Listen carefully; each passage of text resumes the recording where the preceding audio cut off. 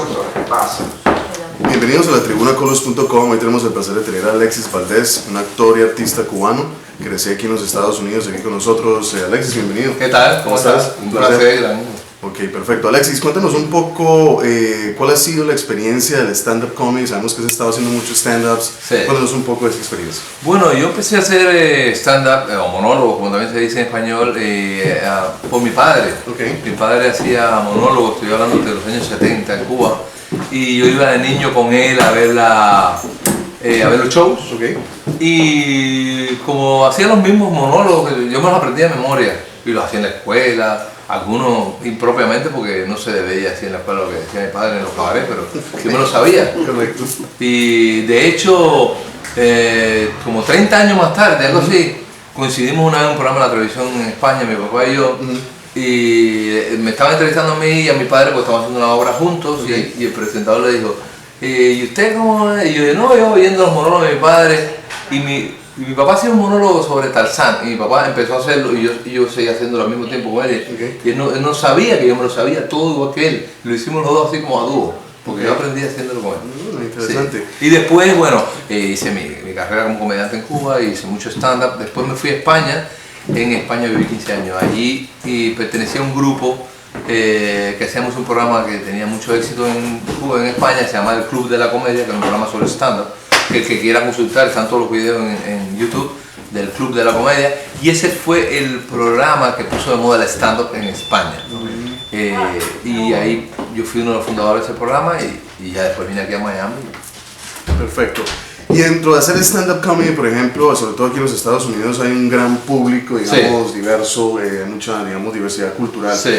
¿Cómo haces para llegarle a todo ese público? Tú eres cubano, pero ¿cómo haces para que ese humor cubano penetre a todas las comunidades latinas? Claro, ok, yo lo primero es que yo no creo que por ser cubano tú hagas humor cubano. Creo que eso es una elección.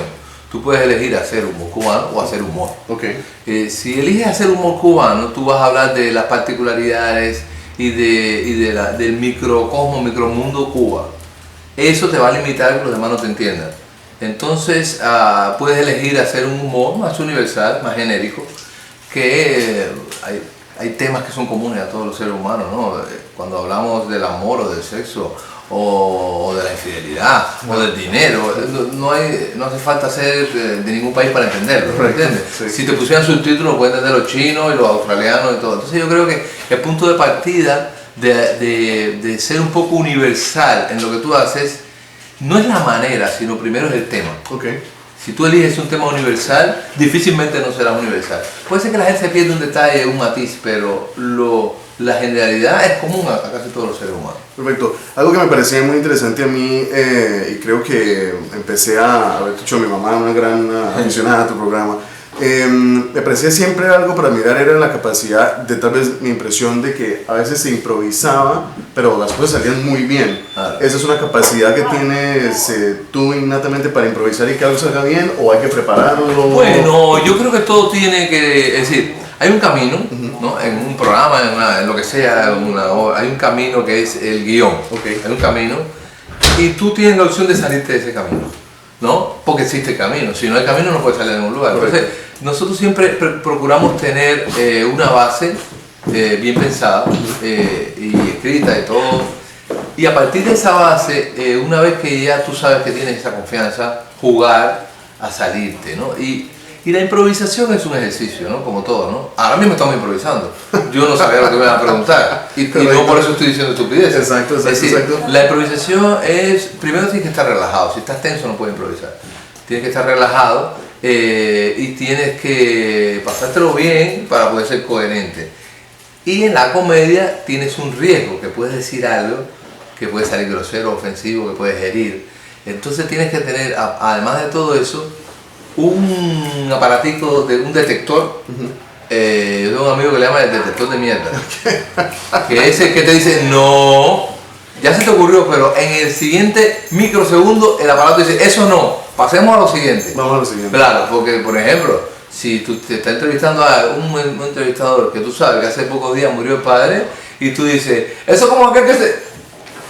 Y tú no dices que se le murió el padre, tú llegas aquí, cortas y decías, ¿a qué que se le cayó el vaso de agua? Y te vas para otro lado. Claro, pero a veces nos traiciona, porque cuando estás improvisando, el televidente a veces tiene que como ser tolerante y perdonarte, porque sabes que tú estás jugando como el equilibrista, que te puedes caer en cualquier momento. Correcto. Entonces, precisamente para ser divertido y ser rápido, tienes que asumir el riesgo.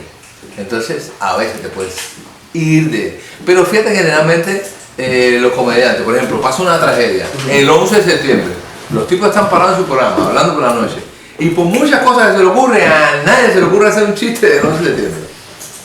No, porque la gente sabe que eso es terreno Correcto. minado. Minado, exacto. Sí. Ok, perfecto. Bueno, ahorita estás haciendo stand-up, creo que también estás haciendo... Estoy haciendo El Cavernícola, que es una obra, pero es una obra que es un stand-up comedy. Es una obra que tiene mucho éxito, o sea, lo han visto ya más de 30 millones de personas en el mundo entero. Okay. Yo estoy haciendo mi versión aquí en el Teatro Trail. Todos los que quieran ir pueden entrar en teatrotrail.com, teatrotrail.com. Y el teléfono es 305-443-1009. Y es una obra que habla de las relaciones de pareja y de cómo nos podemos llevar mejor si nos entendemos mejor y si nos divertimos el uno con el otro. Y sobre todo no tomarse la vida muy en serio. Y llevamos ya 5 meses y medio hasta ahora todos soldados, así que estamos felices. Okay. Y digamos de esa conexión con el público tuyo, Alexis, ¿cuál es la diferencia entre conectarte por medio de la pantalla chica y conectarte en vivo? Bueno, en vivo es superior. En vivo es superior porque no hay ningún intermediario. Okay. Cuando tú estás aquí, está la cámara, está el director, están las luces. El director de momento metió el dedo donde no iba, se perdió una reacción. El público de teatro lo está viendo todo. No hay nada, no hay nadie que le diga mira esto o mira lo otro. Es una elección de ellos. Y saben que eso está ocurriendo ahí realmente en ese momento. Okay. Ellos son partícipes de eso. Ellos no están pasivamente en la casa viendo la televisión, ellos están activamente ahí contigo. Y eso es superior. Okay. Siempre la relación del público con el actor en directo es superior. Lo que pasa es que la televisión tiene un alcance que no existe teatro que pueda ver millones de personas. Esa es la diferencia, ¿no? ¿Y extrañas estar todos los días haciendo el programa? Bueno, mira, extraño los días que me lo paso bien. Okay. Extraño cuando tengo un invitado ameno, interesante, que hablamos, que nos reímos. Eso lo extrañas. Extrañas conocer a gente significativa, ¿me entiendes? La primera vez que yo entrevisté a Cachao, o a Bebo Valdés, o al otro, gente que wow, tú dices, ¿no? que placer poder hablar con esta persona, ¿no? Eso lo extrañas. No extrañas el estrés de la televisión, que es muy estresante, sobre todo el día a día, si no tienes a lo mejor los medios o los recursos necesarios para que la producción sea un poco más efectiva, lo que sea, o te falla no sé quién, o el invitado no vino y se crea una locura. Eso no lo extraño, porque eso, ¿quién va a extrañar eso? Entonces, está esos dos puntos. Tienes por un lado, extrañas el momento idealizado, pero sabes que hay un componente fuerte de estar ahí, que es que a veces te dejas la salud ahí. Sí, porque creo que algo de lo que hacía el programa muy interesante, y digamos yo que lo seguía, para mí me parecía, digamos, apoteósico el nivel de producción que había, o sea, la cantidad de invitados, y que le diste vida a una cantidad de personajes que nadie tenía conocimiento, y eso me pareció muy valioso. Y entonces ahora, para pasar a otro tema, Alexis, el tema político, ¿cómo manejas ese humor político? ¿Lo has manejado mucho en algunas oportunidades? Bueno, ¿Te gusta la política? No soy muy de eso. La política, de niño me gustaba algo la política porque mi abuela era un personaje muy político. Pero yo con el tiempo cada vez me he alejado más de la política, cada vez me interesa menos. Porque la política es un show y me están haciendo competencia. La política no es nada serio, yo no creo en ningún político, en ninguno. Cuando tú ves lo que se maneja en el trasfondo del poder, cuando tú tienes acceso.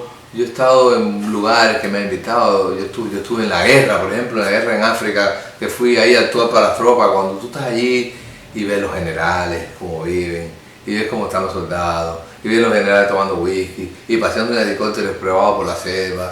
Cuando tú ves esas cosas, cuando tú ves incluso el cine americano, que eso a veces es muy valiente, y no sé, y cuentan la historia de que hay detrás de un escándalo político, y tú ves como todo el mundo está ahí por el dinero y por el poder, y muy poca gente Sí, tiene que haber algunos, por favor, porque si no, si no sería, la vida no tiene sentido, ¿no? Tiene que haber esperanza. Pero el 1%, supongo que el 5% de los políticos del mundo tengan una verdadera intención de ayudar. El 95% restante quiere robar, llevarse el dinero y usar sus influencias. Correcto. Entonces, ¿para qué me voy a tomar yo en serio eso? ¿Para qué yo voy a destinar mi vida? ¿Para qué me voy a pelear yo con alguien por un pensamiento político que no tiene ninguna importancia ni ninguna significación en mi vida?